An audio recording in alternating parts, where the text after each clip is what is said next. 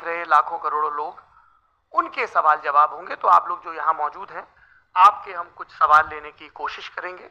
30 minute का वक्त हमने उसके लिए तय कर रखा है। इस तरह से ये 2 घंटे की बहस पूरी होगी। 2-3 बुनियादी बातें हैं जिनका हमें ध्यान रखना है। किसी भी किस्म की नारेबाजी में हमें शरीक नहीं होना है। ये हल्ला गुल्ला नहीं है, क्योंकि पूरी दुनिया देख रही है, तो एक नजीर कायम करनी है, एक उदाहरण लोगों के सामने रखना है कि पढ़े लिखे लोग इत्तेफाकी और ना इत्तेफाकी रखते हुए भी, एक दूसरे से सहमति और असहमति रखते हुए भी बात कह सकते हैं। यहाँ पर मेरे जेएनयू के प्रोफेसर बैठे हैं, पुरुषोत्तम अग्रवाल जी, जिन्होंने हमें क्लास में सिखाया है कि सहमति का साहस और असहमति का विवेक, और इसका ठीक उलट भी, ये बड़ा जरूरी है।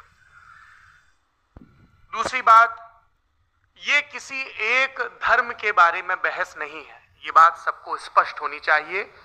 किसी धर्म को महान बताने या किसी धर्म को कमतर बताने की ये बहस नहीं है।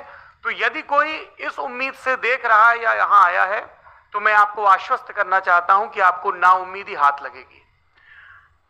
इस बहस में बहुत ज्यादा धार्मिक प्रतीकों के इस्तेमाल को लेकर भी, ये दोनों लोग जो अभी आपको गंभीर दिख रहे हैं, भले लोग हैं, कल शाम को चाय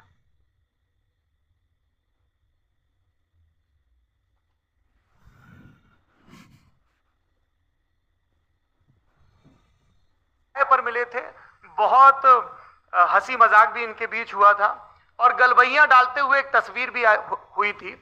ये इस बात का प्रमाण है कि इंटरनेट पर जो हल्ला मचा हुआ है उसके मुकाबले ये दोनों लोग बहुत ही अच्छे शांत ढंग से बहस के लिए राजी हो गए हैं। ट्विटर की बातें ट्विटर तक सीमित, एलन मस्क आजकल उसको एक्स कहते हैं। और अब इस बहस की शुरुआत, मैं इन विद्वानों का, हालांकि इनको परिचय की जरूरत नहीं, पर हो सकता है, हमें पत्रकारिता में सिखाया जाता है कि नेवर अज्यूम, विज्ञान भी यही कहता है। मुफ्ती शमाइल नदवी साहब इस्लामिक विद्वान, शिक्षाविद हैं, कोलकाता के वाहियान फाउंडेशन के संस्थापक हैं, लखनऊ की प्रतिष्ठित दारुल उलूम नदवतुल उलमा से ग्रेजुएशन किया है, सोशल मीडिया और सार्वजनिक मंचों पर अध्यापन और बौद्धिक कामों में सक्रिय हैं, और इस समय इंटरनेशनल इस्लामिक यूनिवर्सिटी मलेशिया से पीएचडी कर रहे हैं। अच्छी बात यह है कि पढ़ाई के साथ साथ ट्रैवल ब्लॉग भी बनाते हैं। पेट्रोनस टावर के सामने का ब्लॉग हमने देखा। हमारे साथ जावेद अख्तर साहब हैं। जावेद अख्तर साहब कवि हैं, शायर हैं, गद्य भी लिखते हैं, फिल्मों के लिए संवाद लिखे हैं, गीत लिखे हैं। इससे इतर ये वैज्ञानिक सोच को लेकर या अपने डिक्लेयर्ड एथिज्म को लेकर भी मुखर रहते हैं और अपने तहीं रैशनैलिटी की बात करते हैं। देवियों और सज्जनों, डज गॉड एग्जिस्ट? इस सवाल का जवाब सब अपने अपने तहीं खोजने की कोशिश कर रहे हैं। कोई इसको गॉड डैम पार्टिकल की खोज बताता है, कोई गॉड पार्टिकल की खोज बताता है, कोई हिग्स बोसान की खोज बताता है, कोई ये सवाल जवाब तलाशने की कोशिश करता है कि मास एग्जिस्टेंस में आखिर आया कैसे, हुआ क्या था, सृष्टि के पहले, समय के पहले क्या था। और कोई ये कहता है कि ये सारी खोजें जिस मस्तिष्क में हो रही हैं प्रकृति के क्रम में, वो कैसे विकसित हुआ। मैं उम्मीद करता हूं कि हम आज इन बुनियादी सवालों के कुछ जवाब हासिल करने में कामयाब हूं।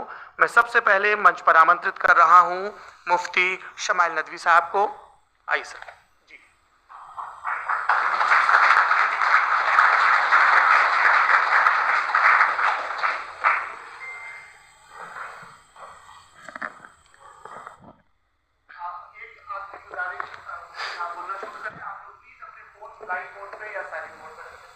एक बार चेक कर ले, कई बार बेध्यानी हो जाती है।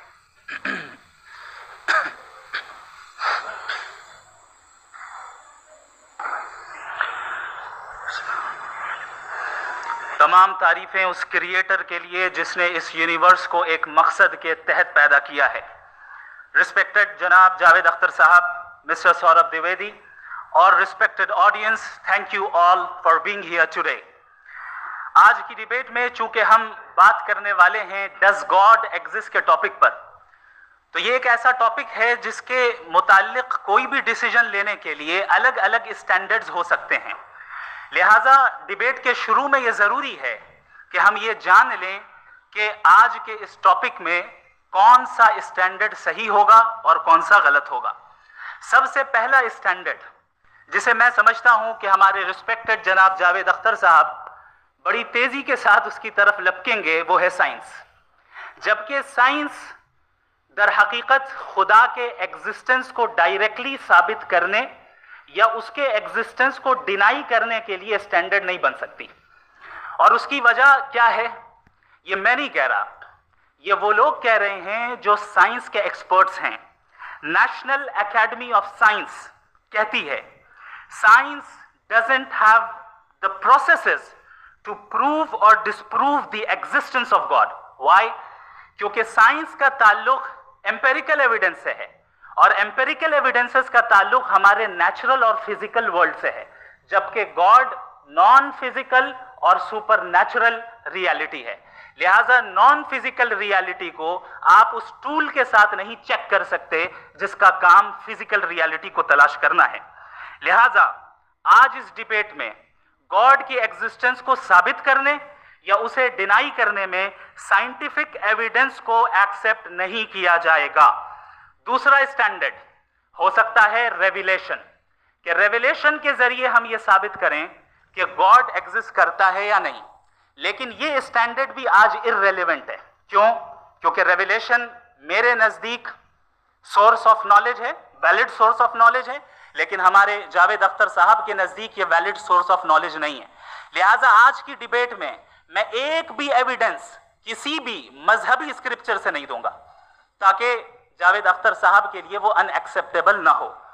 तीसरा जो मेयार हो सकता है वो है ऑब्जर्वेशन, कि भाई कोई कहे कि हमें खुदा दिखाओ, अगर है तो दिखाओ, या ये कि खुदा के एग्जिस्टेंस पर एम्पेरिकल एविडेंस दो, तो ये है दर हकीकत गलत टूल का इस्तेमाल करना। ये ऐसा ही है कि जावेद साहब मुझसे ये मुतालबा करें कि मुफ्ती साहब आप मेटल डिटेक्टर के जरिए प्लास्टिक डिटेक्ट करके दिखाएं। अब चूंकि प्लास्टिक डिटेक्ट नहीं हो पा रही है लिहाजा plastic does not exist. No, you are using the wrong tool. इस टूल से प्लास्टिक को डिटेक्ट नहीं किया जाता। लिहाजा मैं समझता हूं कि गॉड के एग्जिस्टेंस पर एम्पेरिकल एविडेंस का मुतालबा करना एक बचकाना मुतालबा है और हमारे रिस्पेक्टेड जनाब जावेद अख्तर साहब इस स्टेज से अब बहुत आगे निकल चुके हैं। अब बचता है एक ही स्टैंडर्ड, और वो स्टैंडर्ड है अक्ल, लॉजिक, रीजनिंग। और यही वो स्टैंडर्ड है जिसके तहत गॉड की एग्जिस्टेंस को साबित किया जाएगा या गॉड की एग्जिस्टेंस को डिनाई किया जाएगा। लेकिन चूंकि ये बहुत इंपॉर्टेंट और सेंसिटिव टॉपिक है, इसलिए लॉजिकल आर्ग्यूमेंट भी ऐसा होना चाहिए जो डेफिनेटिव हो, इनडेफिनेटिव ना हो, जो 2 और 2 4 की तरह बिल्कुल वाजे हो, जिसे लॉजिकली रिजेक्ट करना पॉसिबल नहीं हो। फॉर एग्जाम्पल हम कहें हमारे रिस्पेक्टेड मिस्टर सौरभ साहब ये एक इंसान है और तमाम इंसान कॉन्शियस बीइंग है, लिहाजा नतीजा क्या निकला, हमारे सौरभ साहब भी कॉन्शियस बीइंग है। क्या ये इनडेफिनेट आर्ग्यूमेंट है या डेफिनेट आर्ग्यूमेंट है? ये डेफिनेट आर्ग्यूमेंट है।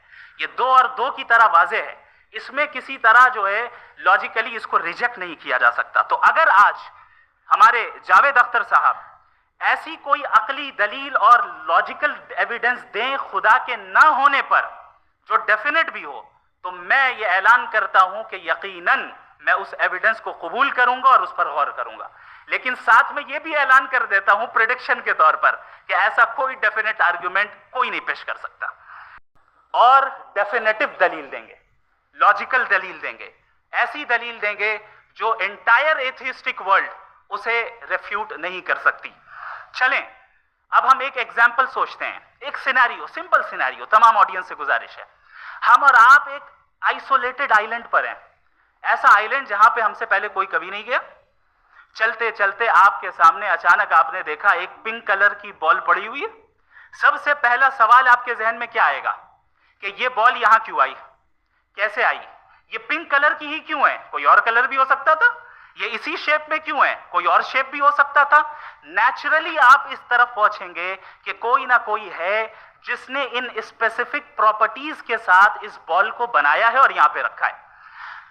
चूंकि आप जानते हैं कि ये जो बॉल है इसका एग्जिस्ट करना जरूरी नहीं है, ये एग्जिस्ट कर भी सकती थी, नहीं भी कर सकती थी, और एग्जिस्ट करना ही था तो किसी और फॉर्म में करती, किसी और कलर में करती। अब आप इस बॉल को एक्सपैंड करते चले जाएं, एक्सपैंड करते चले जाएं, एक्सपैंड करते चले जाएं, यहां तक कि ये बॉल यूनिवर्स के साइज की हो जाए। बताइए कि क्या साइज के बढ़ जाने से सवाल बदल जाएगा? हरगिज नहीं बदलेगा। अभी भी सवाल रहेगा, ये यूनिवर्स कहां से आया, इन स्पेसिफिक प्रॉपर्टीज के साथ कहां से आया, क्यों आया, किसने बनाया, ये सवाल उस वक्त भी वैलिड रहेगा। लेकिन ये सवाल अगर हम जनाब जावेद अख्तर साहब से करें तो चूंकि इनका वर्ल्ड व्यू एथिस्टिक है, और सिर्फ इनका नहीं, मतलब जितने भी एथिस्ट हैं और एथिस्टिक वर्ल्ड व्यू को रखने वाले से अगर आप ये सवाल करें कि ये यूनिवर्स कहां से आया, तो इनका जवाब या तो आर्ग्यूमेंट फ्रॉम इग्नोरेंस होगा या डॉगमेटिक होगा। या तो ये कहेंगे कि मुझे नहीं पता कि ये कहां से आया, लिहाजा गॉड डज नॉट एग्जिस्ट, ये आर्ग्यूमेंट फ्रॉम इग्नोरेंस है। या ये कहेंगे कि ये यूनिवर्स खुद ब खुद बन गया, इसका मतलब ये है कि उस बॉल को भी खुद ब खुद बन जाना चाहिए। लेकिन बॉल के ताल्लुक से ये एक्सप्लेनेशन एक्सेप्ट नहीं की जाएगी कि खुद ब खुद बन गई, लेकिन यूनिवर्स के ताल्लुक से कर दिया जाएगा। इसे हम दूसरे अल्फाज में डॉगमा भी कह सकते हैं। दूसरी चीज, हमारे जावेद अख्तर साहब जरूर गॉड ऑफ गैप्स की मिसाल भी जरूर देंगे, और मिसाल देंगे कि पहले जमाने में बिजलियां कड़कती थी तो लोगों ने किसी एक खुदा की तरफ, और बारिश होती थी तो दूसरे खुदा की तरफ मंसूब कर दिया, उनके पास दलील नहीं थी। यह हमारा वर्ल्ड व्यू है ही नहीं, यह हमारा वर्ल्ड व्यू है ही नहीं, क्योंकि नेचुरल फेनोमेना के प्रोसेस की इंटरप्रिटेशन को जान लेने से यह कहां से साबित हो गया कि गॉड एग्जिस्ट नहीं करता है। इस पर मैं इंशाअल्लाह अभी आगे बात करूंगा। आप हजरात ये भी देखेंगे, और मैं ये एक्सपेक्ट करता हूं कि हमारे रिस्पेक्टेड जनाब जावेद अख्तर साहब जरूर इमोशनल आर्ग्यूमेंट्स भी देंगे, जो कि एक लॉजिकल फेलेसी है जब बात आती है ट्रुथ को डिसाइड करने में। क्यों? मिसाल के तौर पर वो कहेंगे कि अगर गॉड है तो ईविल क्यों एग्जिस्ट करता है, जबकि मैं कहता हूं ईविल का एग्जिस्ट करना गॉड के एग्जिस्ट करने की दलील है, उसके खिलाफ नहीं है। क्योंकि अगर गॉड है तो हम सब उसके सामने अकाउंटेबल हैं, और अगर हम अकाउंटेबल हैं तो अकाउंटेबिलिटी के लिए ईविल का मौजूद होना जरूरी है, उसके बगैर हम अकाउंटेबल नहीं हो सकते। और अगर हम अकाउंटेबल नहीं हैं तो हम जनाब जावेद अख्तर साहब से पूछेंगे कि आप बताएं कि फिर सफरिंग इस दुनिया में क्यों है?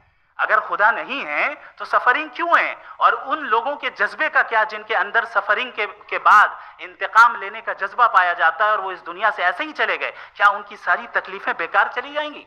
अब आ जाएं उसी एग्जाम्पल की तरफ कि बॉल, मुझसे अगर कोई पूछे इस बॉल को किसने बनाया और या इस एक्सपेंडेड बॉल को किसने बनाया, मैं कहूंगा कि चूंकि ये यूनिवर्स और इस यूनिवर्स की तमाम चीजें कॉन्टिंजेंट है। कॉन्टिंजेंट होने का मतलब ये होता है कि जो अपने एग्जिस्टेंस पे किसी के ऊपर डिपेंड करती हो, तो जाहिर है ये यूनिवर्स कॉन्टिंजेंट है। और अगर कोई चीज कॉन्टिंजेंट नहीं है तो मैं रिक्वेस्ट करूंगा कि मुझे दिखा दें कि कौन सी चीज यूनिवर्स में कॉन्टिंजेंट नहीं है, हम भी जरा गौर कर लें और हम भी देख लें।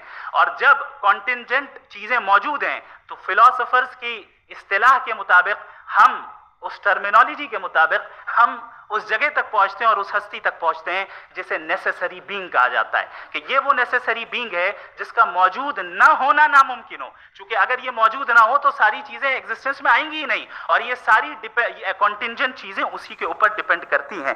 अब अगर आप ये सवाल करते हैं कि फिर उस हस्ती को किसने बनाया, फिर उसका कॉज क्या है, फिर उसका कॉज क्या है, फिर उसका कॉज क्या है, और एंडलेसली चले जाएं, इसे हम कहते हैं इन्फिनिट रिग्रेस ऑफ कॉजेस, जो कि लॉजिकल फेलेसी है। कॉन्सेप्चुअली इंफिनिटी पॉसिबल है। मिसाल के तौर पे न्यूमेरिकल्स 1 2 3 गिनते चले जाएं, इन्फिनिट नंबर्स हैं। मैं कॉन्सेप्चुअली बात नहीं कर रहा, प्रैक्टिकली रियलिटी में साबित करके दिखाएं कि infinite regress of causes possible है या नहीं। अगर पॉसिबल है तो हम मान लेंगे, मिसाल दे दें, और पॉसिबल नहीं है तो एक ही ऑप्शन बचता है जिसे हम कहते हैं नेसेसरी बीइंग। ऐसी नेसेसरी बीइंग जो इंडिपेंडेंट है, क्योंकि अगर वो डिपेंडेंट हुई तो वो नेसेसरी नहीं रहेगी। ऐसी इंडिपेंडेंट बीइंग जो इटर्नल है, अगर वो इटर्नल नहीं होगी, उसकी बिगिनिंग होगी तो वो खुद कॉन्टिंजेंट है। ऐसी बीइंग जो पावरफुल है, क्योंकि कॉन्टिंजेंट को एक्चुअलाइज करने के लिए पावर चाहिए। ऐसी बीइंग जो इंटेलिजेंट है और नॉलेजेबल है, क्योंकि ये यूनिवर्स स्पेसिफिक फॉर्म और स्पेसिफिक लॉज ऑफ नेचर के तहत प्रिसाइजली चल रहा है। Thank you. थैंक यू मुफ्ती साहब। मैं इन दलीलों के बाद जावेद अख्तर साहब से गुजारिश करूंगा, आप बैठ के बोलना चाहेंगे या वहां? जी,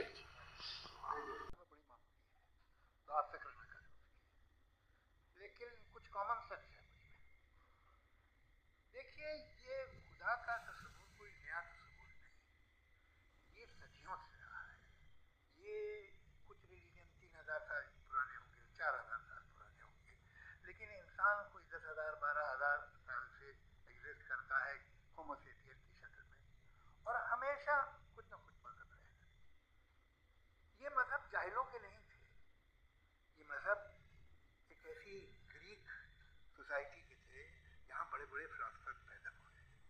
ये मजहब इजिप्शियंस के थे जिन्होंने पिरामिड बनाए थे।